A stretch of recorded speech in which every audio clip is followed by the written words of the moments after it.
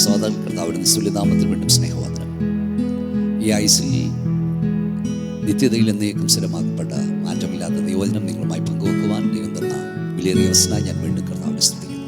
കഴിഞ്ഞ നാളിൽ ഈ പ്രവർത്തനത്തെ, ഈ മിനിസ്ട്രി ഓർത്ത് പ്രാർത്ഥിക്കുകയും സഹായിക്കുകയും സഹകരിക്കുകയും ചെയ്യുന്ന എല്ലാവരെയും കർത്താവ് അനുഗ്രഹിക്കട്ടെ. നിങ്ങളുടെ പ്രാർത്ഥന ഞങ്ങൾക്ക് വളരെ അനുഗ്രഹമാണ്. ഞങ്ങളെ ഫോണിലൂടെ വിളിക്കുകയും ഈ പ്രോഗ്രാമിനെ കുറിച്ച് അഭിപ്രായം പറയുകയും പ്രാർത്ഥന ആവശ്യപ്പെടുക എല്ലാവരെയും കർത്താവ് സഹായിക്കട്ടെ. ഈ കേൾവി നിങ്ങൾക്ക് ദൈവത്തിനുള്ള കേൾവിയായി മാറട്ടെ. പരിശുദ്ധാത്മാവ് നമ്മൾ സംസാരിക്കുന്നത് ദൈവത്തിൻ്റെ അഭിഷിക്തദാസനായ എലീശ പ്രവാചകനോട് ദൈവം നയമാൻ എന്ന പരാക്രമശാലിയെ എങ്കിലും കുഷ്ഠരോഗിയായ മനുഷ്യന് നൽകിയ വിടുതലിനെ കുറിച്ച് ചില ആത്മീയ ചിന്തകൾ നമ്മൾ പഠിച്ചുകൊണ്ടിരിക്കുകയായിരുന്നു.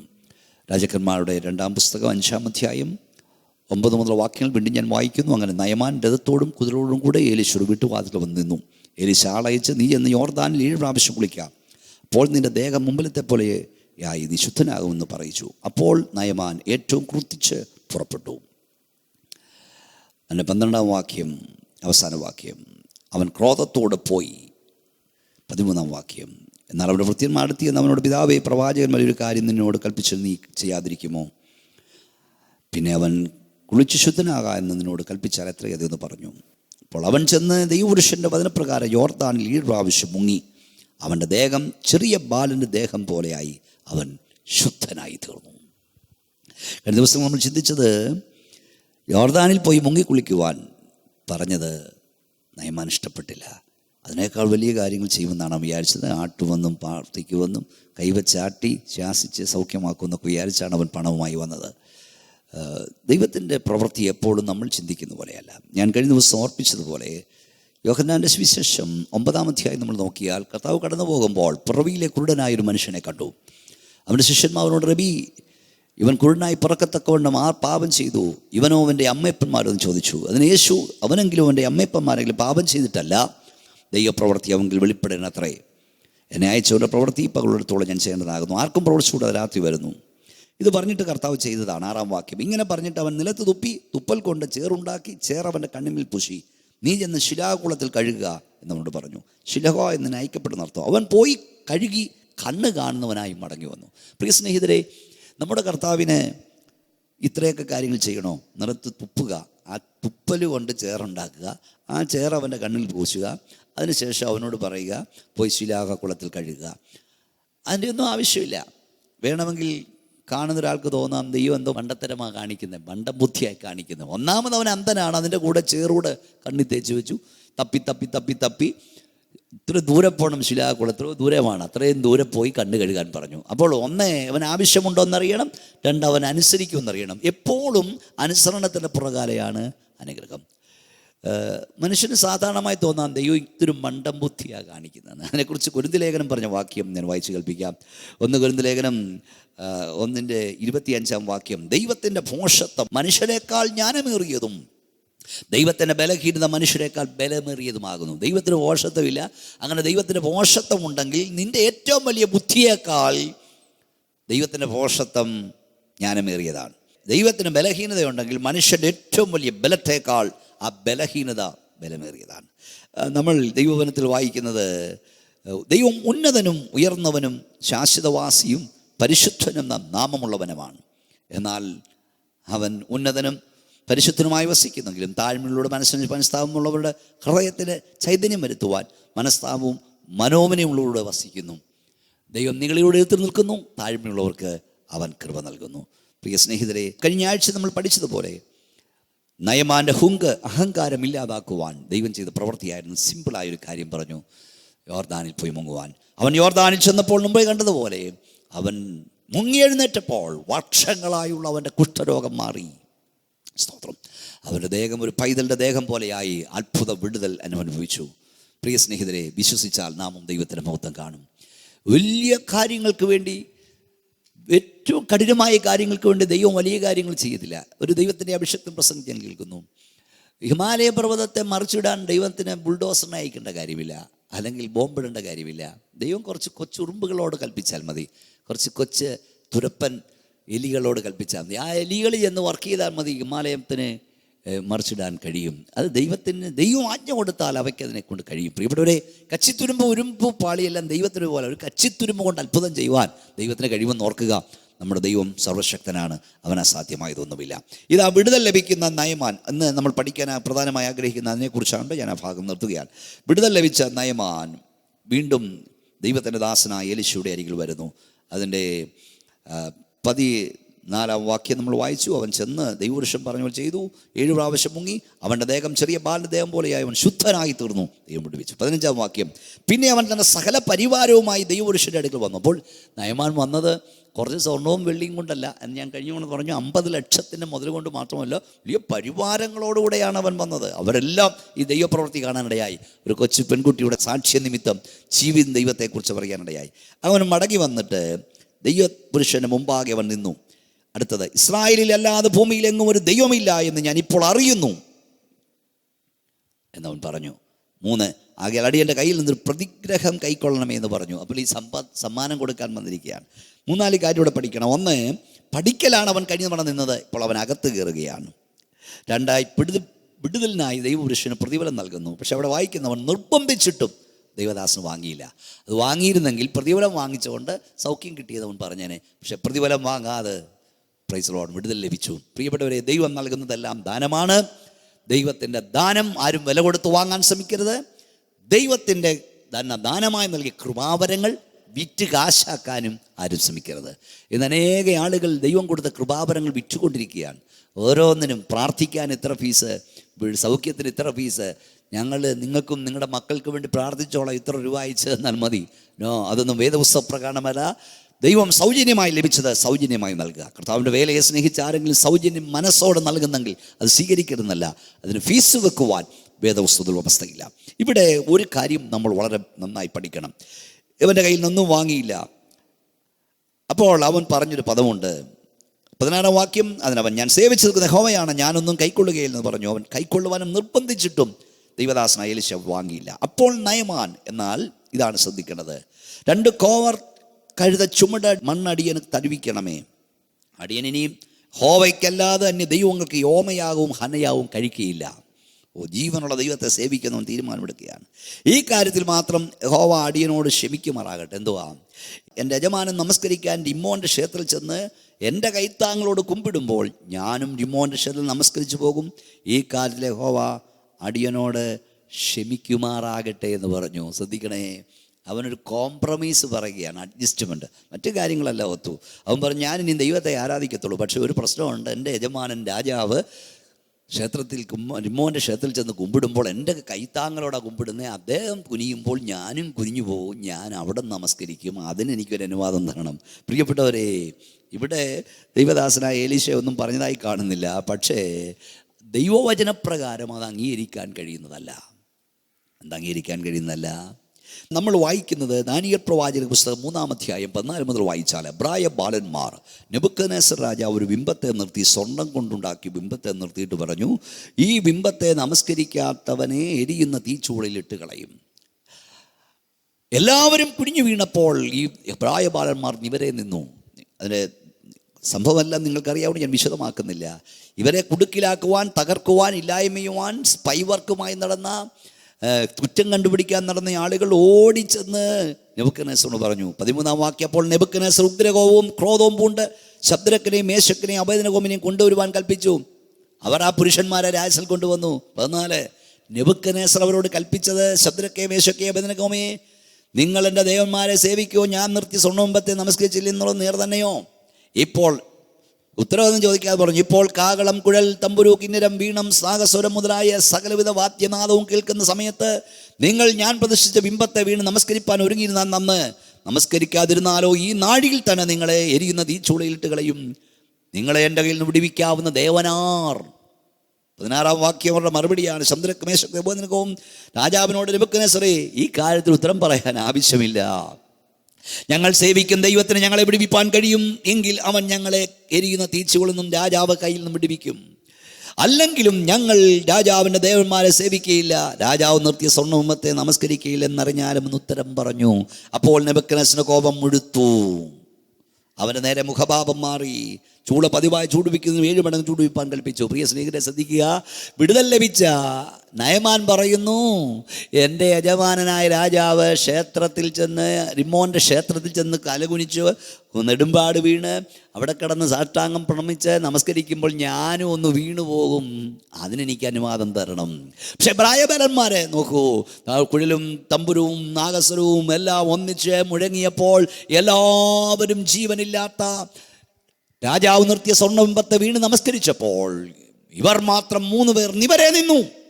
ജീവനുള്ള ദൈവത്തെ സേവിക്കുന്നവൻ പ്രമാണം വിടില്ല, ഞാനല്ലാതെ അന്യ ദൈവങ്ങൾ നിങ്ങൾക്കുണ്ടാകരുത്, ഒരു വിഗ്രഹത്തെ ഉണ്ടാക്കരുത്, അതിനു മുമ്പിൽ വീഴരുത്, നമസ്കരിക്കരുത്, വണങ്ങരുത് എന്ന വചനം ഉള്ളപ്പോൾ അതിനെ ധിക്കരിക്കുവാൻ വചനത്തോട് മറുത്ത് വചനത്തെ തൃണവൽഗണിച്ച് ജീവനില്ലാത്ത വിഗ്രഹത്തിന് മുമ്പിൽ വീണ് നമസ്കരിക്കാനും പ്രായബാലന്മാർ കൂട്ടാക്കാതിരുന്നപ്പോൾ അവരെ എരിയുന്ന തീച്ചൂളയിൽ ഇടുമെന്ന് നെബൂഖദ്നേസർ പറഞ്ഞപ്പോൾ അവർ പറയുന്നു, ഞങ്ങളുടെ ദൈവത്തിന് ഞങ്ങളെ വിടുവിപ്പാൻ കഴിയും, ഇല്ലെങ്കിലും ഞങ്ങളിതിനെ സേവിക്കില്ല.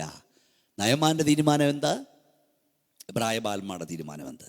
ഇത് പറയാനൊരു കാരണമുണ്ട് സ്നേഹിതരെ.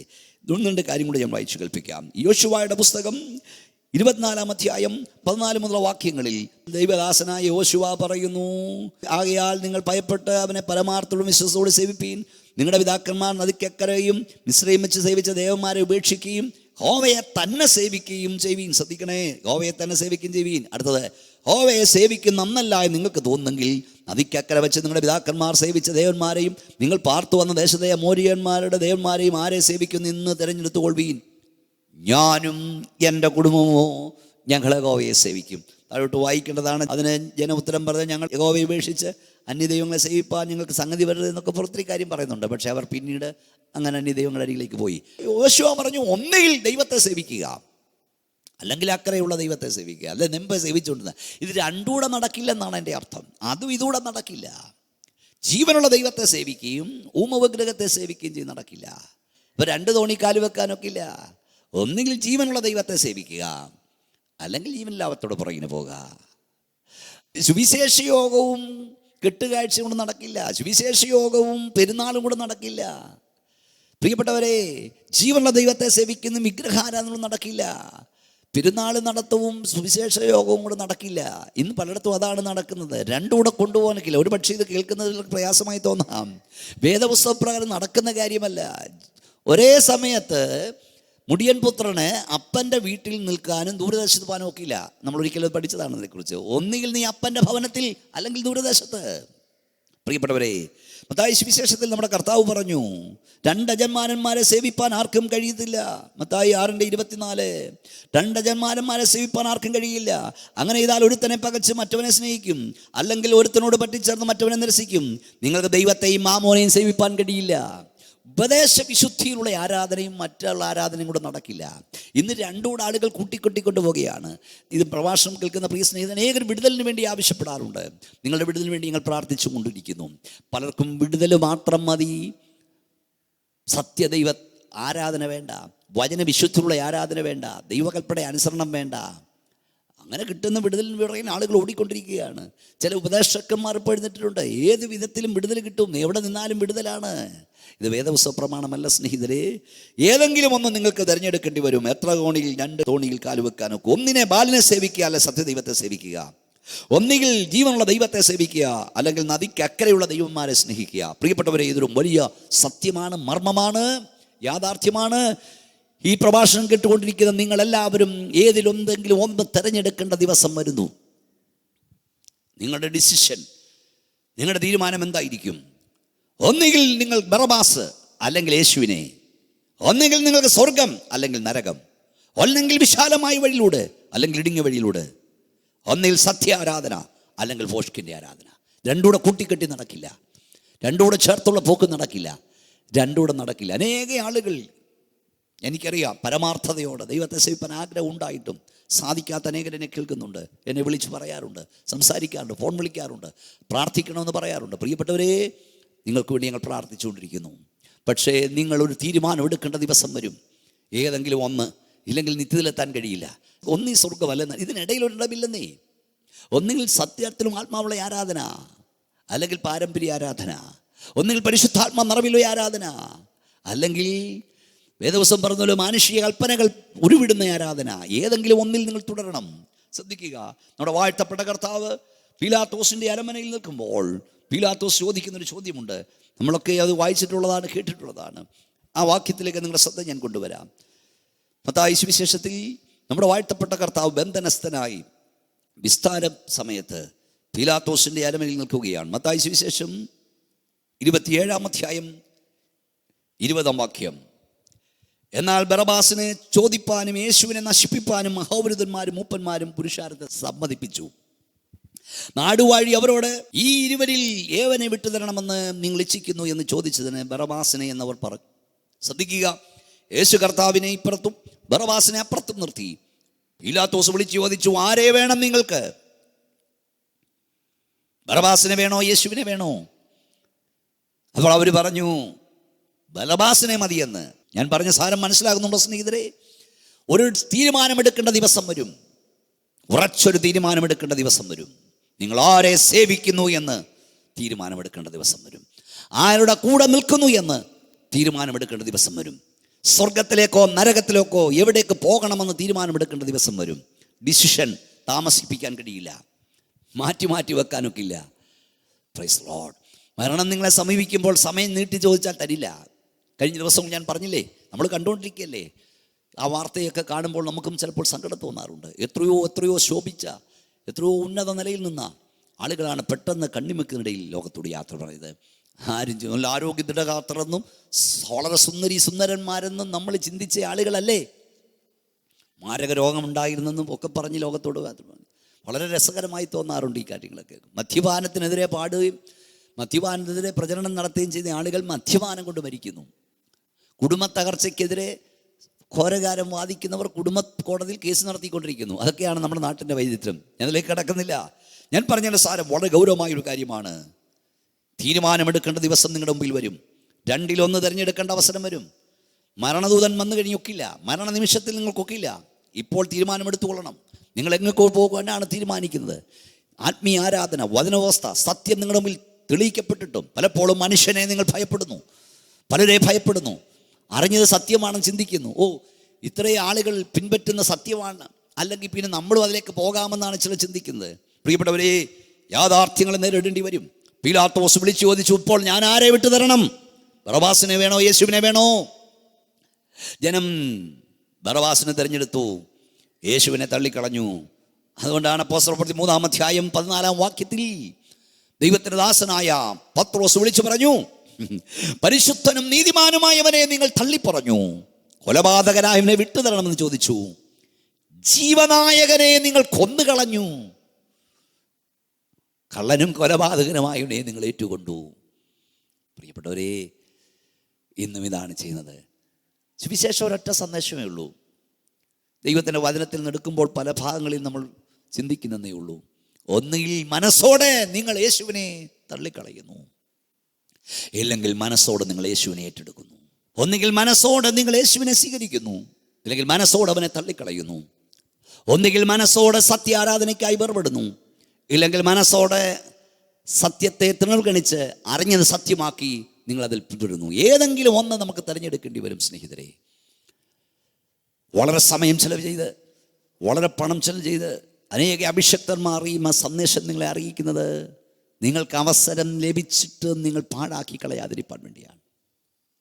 അവസരം കിട്ടിയില്ലെന്ന് വരാതിരിക്കാൻ വേണ്ടിയാണ്. നിങ്ങൾക്ക് ദൈവം അവസരം തന്നിരിക്കുന്നു.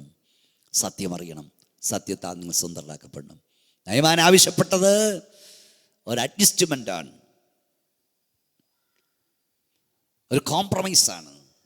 എനിക്ക് ദൈവത്തെ ആരാധിക്കണം, സേവിക്കണം, ജീവനുള്ള ദൈവം ഇതേ ഉള്ളൂ, ഈ ദൈവത്തെ എനിക്ക് പിൻപറ്റണം, ദൈവമാണ് എനിക്ക് വിടുതൽ നൽകിയത്, പക്ഷേ എനിക്കിപ്പോൾ ഇതുകൂടെ സാധിക്കണം. ഇങ്ങനെ എവിടെ പോകണം, ഇങ്ങനെ പോയേ വെക്കൂ. ഇങ്ങനെ ആയിരക്കണക്കിന് 10,000-കണക്കിന് ആളുകൾ വിവിധ സ്ഥലങ്ങളിൽ ഞങ്ങൾ കേൾക്കുന്നുണ്ട്, വിവിധ സ്ഥലങ്ങളിൽ ഇങ്ങനെ ആയിരിക്കുന്നുണ്ട്. പ്രിയപ്പെട്ടവരെ, സത്യത്തിന് വേണ്ടി ഇറങ്ങുമ്പോൾ വില കൊടുക്കേണ്ടി വരും. വില കൊടുക്കാതെ സത്യത്തെ പിൻപറ്റാൻ നിങ്ങൾ കഴിയില്ല. ഏതുന്നതമായ വിജയത്തിനും പിൻപിലും വില കൊടുക്കേണ്ടി വരും. വില കൊടുത്തെങ്കിലേ ഒക്കൂ. നിങ്ങൾക്ക് പരമാർത്ഥത്തോട് ദൈവത്തെ സേവിപ്പാൻ വില കൊടുത്തിറങ്ങാൻ തയ്യാറാകണം. പ്രായബാലന്മാരെ പോലെ ജീവനെ തൃണണിപ്പാൻ തയ്യാറാകണം. അവിടെ എന്താ സംഭവിച്ചത്? 3 പേരെയാണ് ഇട്ടത്, പക്ഷെ 4-മൻ വന്നു. നെബൂഖദ്നേസർ നോക്കുമ്പോൾ അവൻ ഭയവികുലനായി ചാടി എഴുന്നേൽക്കുന്നതായിട്ടാണ് കാണുന്നത്. നമ്മൾ 3 പേരെയല്ല ഇട്ടത്, ഇപ്പോൾ നാലാമതൊരുവനൂടെ ഇട്ട് എത്ര പേരെയാണെന്ന് പോലും മറന്നുപോയി. നാലാമതൊരുവൻ. Praise the lord. നീ ചൂളയ്ക്ക് വേണ്ടി ഏൽപ്പിക്കപ്പെട്ടാൽ തീയിലെരിയാൻ ദൈവം അനുവദിക്കത്തില്ല. നാലാമൻ വെളിപ്പെടും. അത് മാത്രമല്ല, നെബൂഖദ്നേസറോട് പറയുന്നൊരു പദമുണ്ട്, ഈ വിധം വിടുവിക്കുന്നൊരു ദൈവമില്ല, ഈ വിധം വിടുവിക്കുന്നൊരു ദൈവമില്ല. എൻ്റെ കയ്യിൽ നിന്ന് വിടുവിക്കാവുന്ന ദേവൻ ആരെന്ന് ചോദിച്ചവൻ പറയുന്നു, ഇതുപോലെ വിടുവിക്കുന്നൊരു ദൈവം ഭൂമിയിലില്ല. നിങ്ങൾ വില കൊടുത്ത് സത്യത്തിന് വേണ്ടി നിന്നാൽ നിങ്ങളും നിങ്ങളുടെ തലമുറകളും നിങ്ങളുടെ ദേശവും നിങ്ങളെ ഒറ്റപ്പെടുത്തിയവരും ഒക്കെ പറയും, ഇതുപോലെ ജീവിക്കുന്നൊരു ദൈവമില്ല, ഇതുപോലെ പ്രവർത്തിക്കുന്നൊരു ദൈവമില്ല, ഇതുപോലൊരു സത്യദൈവമില്ല എന്ന് പറയുവാൻ ഇടയായിത്തീരും. പ്രിയപ്പെട്ടവരെ, ആ ജീവനുള്ള ദൈവത്തിന് വേണ്ടി നിൽപ്പാൻ, സത്യദൈവത്തിന് വേണ്ടി നിൽപ്പാൻ ഇടയാകട്ടെ. തെരഞ്ഞെടുപ്പ് നീട്ടിക്കൊണ്ടു പോകരുത്. നിങ്ങൾ തിരഞ്ഞെടുക്കേണ്ട ദിവസം നിങ്ങളുടെ മുമ്പിൽ വരും. 2-1. ഇന്ന് അനേക രാജ്യങ്ങളിൽ യേശുവിന് വേണ്ടി രക്തസാക്ഷികളാകുന്ന കണ്ടില്ലേ? എത്രയോ സ്ഥലങ്ങളിലാണ്. ഏതാണ്ട് 1 വർഷം 1,00,000-ഓളം ആളുകൾ യേശുവിന് വേണ്ടി കൊല്ലപ്പെടുന്നുണ്ടെന്നാണ് ഏകദേശം കണക്ക്. ചെറുപ്പക്കാർ, കുഞ്ഞുങ്ങൾ ഉൾപ്പെടെ. കുഞ്ഞുങ്ങളുടെയൊക്കെ തല വെട്ടി മാറ്റുന്നു, കൈകാലുകൾ വെട്ടി മാറ്റുന്നു, ഇറച്ചിക്കടയിൽ മാംസം കൊത്തി നുറുക്കുന്നു, മീനിൻ്റെ തല മുറിച്ചു മാറ്റുന്നു, തല മുറിച്ചു മാറ്റുന്നു. ഇതെല്ലാം അവർ സഹിക്കാൻ കാര്യം എന്താണ്? തിരഞ്ഞെടുപ്പ്, ജീവന് വേണ്ടിയുള്ള തിരഞ്ഞെടുപ്പ് നടത്തി മരിച്ചിട്ട് പോകാൻ റെഡിയാകുകയാണ്. ജീവാർപ്പണം നടത്തിയും സത്യത്തിന് വേണ്ടി സത്യത്തിലേക്ക് പോകാൻ അവർ റെഡിയാകുകയാണ്. ഈ ജീവനുള്ള കർത്താവിനെ ത്യജിച്ചിവിടെ ജീവിക്കുന്നതിനേക്കാൾ മരിച്ച് കർത്താവിനോടൊപ്പം ചേരുന്നതാണ് ഭാഗ്യമെന്ന് അവർ ചിന്തിക്കുകയാണ്. ഇതാണ് വിശുദ്ധന്മാരെല്ലാം ചെയ്തത്, ഭക്തന്മാരെല്ലാം ചെയ്തത്. 2-1 തിരഞ്ഞെടുക്കേണ്ട അവസരം വരും. എൻ്റെ പ്രഭാഷണം നിർത്തേണ്ട സമയമായതുകൊണ്ട് നിർത്തുകയാണ്. ഇവിടെ ആദ്യ അധ്യായത്തിൽ നമ്മൾ കാണുന്നത് നയമാൻ സൗഖ്യമായി സന്തോഷത്തോടെ സമാധാനത്തോടെ നയമാൻ പോകുന്നു. സമാധാനത്തോട് പോകുന്നു എന്നാണ് കാണുന്നത്. സമാധാനത്തോടെ രാജ്യത്ത് പോകുന്നു. നിശ്ചയമായും ഒരു പെൺകുട്ടി നിമിത്തം ഒരു രാജ്യം വിടുവിക്കപ്പെടുകയാണ്. ആ രാജ്യത്തെത്തിയ നയമാൻ ജീവനുള്ള സത്യദൈവത്തെ അവിടെ ഉയർത്തി കാണും എന്നാണ് ചരിത്രം പറയുന്നത്. അവിടെ ദൈവകൃപയിലേക്ക് ജനം വരാനിടയായി തീർന്നു. പ്രിയപ്പെട്ടവരെ, ഈ സത്യം അറിഞ്ഞവൻ അധികകാലം ഒന്നും ഈ സത്യം മൂടി വെക്കാനൊക്കില്ല. ഈ സത്യത്തിൻ്റെ സാക്ഷിയായി അവൻ മാറും. പിടിച്ചു നിൽക്കാൻ കഴിയില്ല. അതിന് എത്ര തെളിവുകളുണ്ട്. അതുകൊണ്ടാണ് യേശുവിനെ ക്രൂശിച്ച് കഴിഞ്ഞ് അടക്കാൻ ആളില്ലാതെ വന്നപ്പോൾ കഴിഞ്ഞ ദിവസം നമ്മൾ ചിന്തിച്ചതാണ്, അരിമത്യക്കാരൻ ജോസഫ് വരാൻ കാരണം ഈ സത്യം അകത്തൊത്തിനാൾ മൂടി വെക്കാൻ കഴിയില്ല. സമയമാകുമ്പോൾ ഇത് പുറത്തു വരും. ഒരു രാത്രിയിൽ വന്ന നിക്കോദിമോസും യേശുവിനെ അടക്കാൻ അപ്പോൾ പരസ്യമായി വന്നു. ആരുമില്ലെങ്കിൽ ഞങ്ങൾ ഇറങ്ങാമെന്ന് പറഞ്ഞു. ശിഷ്യന്മാരുൾപ്പെടെ ഓടിപ്പോയപ്പോൾ ഇതകത്തു വീണവൻ, ഈ തീ അകത്തു വീണവൻ അടങ്ങിയിരിക്കില്ല, അവൻ രംഗത്ത് വരും. എന്നാൽ അവിടെ സങ്കടകരമായൊരു വസ്തുതയുണ്ട്. അത് ഈ ഭാഗം പഠിച്ചപ്പോൾ നമ്മൾ പഠിച്ച് മാറണമല്ലോ. ദൈവത്തിൻ്റെ ദാസനായ ഏലീശയ്ക്ക് ഒത്തിരി സമ്മാനങ്ങൾ കൊടുക്കാനായി നോക്കിയിട്ട് ഒന്നും വേണ്ട എന്ന് പറഞ്ഞു വിട്ടു. ഇത് ദൈവദാസനായ ഏലീശയോടൊപ്പം നിന്നിരുന്ന ഗേഹസി എന്ന പ്രവാചക ശിഷ്യൻ കണ്ടു. അവൻ ചെയ്തത് എന്താണെന്നറിയാമല്ലോ. അടുത്ത 20 വാക്യത്തിൽ കാണുന്നുണ്ട്. ഈ നയമാൻ കുറേ ദൂരം പോയി കഴിഞ്ഞപ്പോൾ ഗേഹസി ഓടിച്ചെന്ന് അവനോട് പറഞ്ഞു, ഇപ്പം 2-3 ഒരു വിരുന്ന് വന്നു, ഞാൻ കൊട്ട്ഷോട്ട് ചെയ്ത് പറയുകയാണ്. അതുകൊണ്ട് 1 താലന്ത് വെള്ളിയും 1 കൂട്ടം വസ്ത്രവും തരണമെന്ന് പറഞ്ഞു. അവൻ ചോദിച്ച 1 താലന്തിയാ, പക്ഷേ അവൻ കൊടുത്ത 2 കൂട്ടം കൊടുത്തു, 2 താലന്ത് കൊടുത്തു. അതുകൊണ്ട് വീട്ടിൽ വെച്ചിട്ട് വന്നപ്പോൾ ദൈവദാസനോട് ചോദിക്കുന്നു 25. പിന്നെ അവൻ അകത്ത് കിടന്ന് യജമാന മുമ്പിൽ നിന്നു. എന്നാൽ എലീശാവിനോട്, ഗേഹസിയെ നീ എവിടെ പോയിരുന്നു എന്ന് ചോദിച്ചു. അടിയനെങ്ങും പോയില്ല എന്നും പറഞ്ഞു. അതിനവൻ, ആ പുരുഷൻ്റെ അടുത്തിൽ നിന്നിറങ്ങി നിന്നെ എതിരേറ്റപ്പോൾ എൻ്റെ ഹൃദയം നിന്നോടുകൂടെ പോന്നിരുന്നില്ലയോ? ദ്രവ്യം സമ്പാദിപ്പാനും വസ്ത്രം, ഒരു തോട്ടം, മുന്തിരിത്തോട്ടം, ആടുമാടുകൾ, ദാസിദാസന്മാരെന്ന് മേടിപ്പാനും ഇതാകുന്നു സമയം. ആകയാൽ നയമാൻ്റെ കുഷ്ഠം നിനക്കും നിന്റെ സന്തതിക്കും എന്നേക്കും പിടിച്ചിരിക്കുമെന്ന് അവനോട് പറഞ്ഞു. അവൻ ഹിമം പോലെ വെളുത്ത് കുഷ്ഠരോഗിയെ അവനെ വിട്ടുപോയി. ഒരല്പം പണം കിട്ടാൻ വേണ്ടി, ധനം കിട്ടാൻ വേണ്ടി ദൈവദാസൻ വേണ്ടെന്ന് വെച്ചത് ഈ ദ്രവ്യാർത്ഥിയുള്ള ഗേഹസി എന്ന് വാങ്ങി. അതുകൊണ്ട് എന്താ സംഭവിച്ചെന്നറിയാമോ? ആരാം രാജ്യത്തു നിന്ന് വന്ന് കുഷ്ഠം നദിയിൽ ഇട്ടിട്ട് പോയ ആ കുഷ്ഠം ഗേഹസിക്ക് കിട്ടി. ഗേഹസിക്ക് മാത്രമല്ല കിട്ടി. ഇവിടെ ആ പദം നിങ്ങൾ എപ്പോഴും വായിക്കുമ്പോൾ മനസ്സിലാകാത്തൊരർത്ഥമുണ്ട്. നിൻ്റെ സന്താനങ്ങൾക്കും നിൻ്റെ തലമുറകൾക്കും എന്ന് എഴുതി വെച്ചിട്ടുണ്ട്. നിൻ്റെ തലമുറകൾക്കും നിൻ്റെ സന്തതിക്ക് വന്നേക്കും പിടിച്ചിരിക്കുമെന്ന് എഴുതിയിട്ടുണ്ട്. തലമുറകൾ കൂടെ കുഷ്ഠരോഗം വാങ്ങി വെച്ചു. അല്പധനം, അല്പാർത്തി. ദൈവത്തിൻ്റെ ദാസൻ വേണ്ടെന്ന് വെച്ചതിനെ, ദൈവത്തിൻ്റെ അഭിഷക്തൻ വേണ്ടെന്ന് വെച്ചതിനെ വേണ്ടെന്ന് വെച്ച് ഓടിയത് നിമിത്തവന് തലമുറകൾക്കും ശാപമായി. പ്രിയപ്പെട്ടവരെ, നമ്മുടെ തലമുറകൾക്ക് ശാപമാകുന്ന പ്രവൃത്തിക്കായി നമ്മൾ ഏൽപ്പിക്കപ്പെടരുതേ. Price the Lord. ഏത് തിരഞ്ഞെടുക്കേണ്ട അവസരം ഇതാണ്. ഈ പ്രഭാഷണം പല സ്ഥലങ്ങളിൽ കേൾക്കുന്ന പ്രിയ സ്നേഹിതർ, എത്രയോ തവണ പരിശുദ്ധാത്മാവ് നിങ്ങളോട് സംസാരിച്ചു കഴിഞ്ഞു. എത്രയോ തവണ ദൈവശബ്ദം നിങ്ങൾ കേട്ട് കഴിഞ്ഞു. ഉപദേശത്തിൻ്റെ വിശുദ്ധിയിൽ, ജീവിതത്തിൻ്റെ വിശുദ്ധിയിൽ ദൈവത്തെ ആരാധിക്കണം. കാഹളനാദം കേൾക്കുവാൻ നമ്മൾ റെഡിയായി നിൽക്കണം. മരണം ഏത് നിമിഷവും നമ്മൾ അറിയുന്നില്ല. നമ്മൾ ഈ കാണുന്ന വാർത്തകളെല്ലാം, കേൾക്കുന്ന വാർത്തയൊക്കെ ഒരു നാളിൽ നിലയാൻ നേരത്ത് നമ്മളും വിട്ടുപോകേണ്ടവനാണ് മുന്നറിയിപ്പാണ്. അതുകൊണ്ട് റെഡിയായിരിക്കുക. നിത്യത്തിലെത്തുവാൻ, ദൈവത്തോടൊപ്പം വസിക്കുവാൻ, സ്വർഗത്തിലെത്തുവാൻ ഇടുങ്ങിയ വഴിയിലൂടെ യാത്ര ചെയ്യുവാൻ, സത്യമനുസരിപ്പാൻ, പ്രതികൂലങ്ങൾ സഹിച്ച് കർത്താവിനോട് നിൽപ്പാൻ നിങ്ങൾ തയ്യാറാകൂ. ദൈവം നിങ്ങളെയും നിങ്ങളുടെ തലമുറയും അനുഗ്രഹിക്കും. അവൻ അത്ഭുതവാനാണ്. നയമാന് കുഷ്ഠരോഗം ഒരു നിമിഷം കൊണ്ട് യോർദാനിൽ മുങ്ങി എഴുന്നേറ്റപ്പോൾ മാറിയെങ്കിൽ ദൈവത്തെ കൊണ്ട് അസാധ്യമായതൊന്നുമില്ല. നിങ്ങളുടെ പ്രതിസന്ധിയുടെ ആഴം എത്ര വലുതെങ്കിലും നിങ്ങൾക്ക് വേണ്ടി ഒരു അത്ഭുതം അവൻ കരുതി വെച്ചിട്ടുണ്ട്. അവൻ അത്ഭുതം ചെയ്യുവാൻ കഴിയും. ദൈവപ്രവർത്തി നിങ്ങളിൽ, നിങ്ങളുടെ ഭവനത്തിൽ വെളിപ്പെടട്ടെ. ദൈവം നിങ്ങളെ അനുഗ്രഹിക്കുമാറാകട്ടെ. ഞാൻ നിങ്ങൾക്ക് വേണ്ടി പ്രാർത്ഥിക്കുന്നു. നിങ്ങളുടെ വാഴ്ത്തപ്പെട്ട കർത്താവേ, സ്വർഗ്ഗപിതാവേ, വിവിധ സ്ഥലങ്ങളിൽ പ്രഭാഷണം കേൾക്കുന്നവർക്കായി സ്തോത്രം. വിവിധ ആവശ്യങ്ങളുടെ മുഖത്ത്, ഞെരുക്കങ്ങളുടെ മുഖത്ത്, സങ്കട മുഖത്തായിരിക്കുന്നവർക്കായി സ്തോത്രം. നീ അവരെ വിടുവിക്കണമേ. വിശേഷിച്ച് ജീവനുള്ള ദൈവത്തിൻ്റെ പ്രവൃത്തി ഭവനത്തിൽ വെളിപ്പെട്ടിട്ടും അത്ഭുതങ്ങൾ വെളിപ്പെട്ടിട്ടും പ്രാർത്ഥനയുടെ മറുപടി അനേകം ലഭിച്ചിട്ടും ദൈവമാണ് സത്യദൈവം എന്നറിഞ്ഞിട്ടും ജീവിക്കുന്ന കർത്താവ് നീയാണെന്നറിഞ്ഞിട്ടും സത്യാരാധന പരിശുദ്ധാത്മാവിൻ്റെ നിറവിലാണെന്ന് അറിഞ്ഞിട്ടും അങ്ങേ പൂർണ്ണമായി പിൻപറ്റാൻ കഴിയാതെ, അങ്ങേ പൂർണ്ണമായി സേവിപ്പാൻ കഴിയാതെ, വചനവിശുദ്ധിയിൽ അങ്ങേ ആരാധിപ്പാൻ കഴിയാതെ നീറുന്ന അനേകരെ ഇപ്പോൾ ഞാൻ കാണുന്നു കർത്താവേ. ഒരുപക്ഷെ ഭർത്താവായിരിക്കാൻ തടസ്സം, ഒരുപക്ഷെ ഭാര്യയായിരിക്കാൻ തടസ്സം, ഒരിടത്ത് മക്കളായിരിക്കാൻ തടസ്സം, അല്ലെങ്കിൽ സമുദായമായിരിക്കാം, സംഘടനയായിരിക്കാം, നേതാക്കന്മാരായിരിക്കാം, അയൽക്കാരായിരിക്കാം, അപ്പനോ അമ്മയായിരിക്കാം. അവിടെ ദൈവമേ നീ അവരുടെ വഴികളെ നിരപ്പാക്കി കൊടുക്കണമേ. എത്രയും പെട്ടെന്ന് സത്യത്തിന് വേണ്ടി നിൽക്കുവാൻ, വില കൊടുത്തിറങ്ങുവാൻ നിന്റെ കുഞ്ഞുങ്ങളെ ഒരുക്കണമേ. രോഗികൾക്ക് വേണ്ടി ഞങ്ങൾ പ്രാർത്ഥിക്കുന്ന വിടുതലയക്കണം. സമാധാനമില്ലാത്ത സമാധാനം നൽകണം. അത്ഭുത വഴികൾ നീ തുറക്കണമേ. കടഭാരമുള്ള വിടുവിക്കണമേ. നിന്റെ കരം നീട്ടുന്നോർത്ത സ്തോത്രം, പ്രവൃത്തി വെളിപ്പെടുന്നോർത്ത സ്തോത്രം. പ്രാർത്ഥന നമിക്കുന്നു യേശുവിൻ്റെ നാമത്തിൽ തന്നെ. ആമേൻ. കർത്താവ് നിങ്ങളെല്ലാം അനുഗ്രഹിക്കട്ടെ. അടുത്ത ആഴ്ച ഇതേ സമയത്ത് ഈ പ്രഭാഷണം കേൾക്കാൻ നിങ്ങൾ മറക്കരുത്. നിങ്ങളുടെ സ്നേഹിതരെ കുറിച്ച് പറയുക.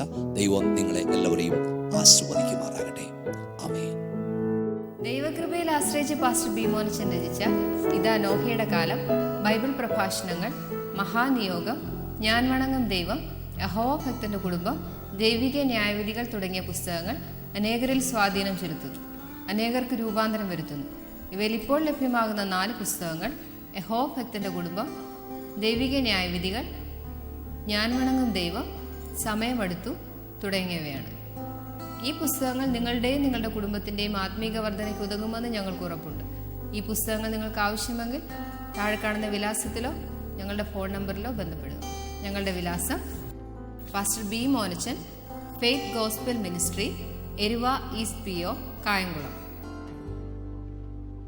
ഫോൺ 9744992186, 9656601321, 8547649440.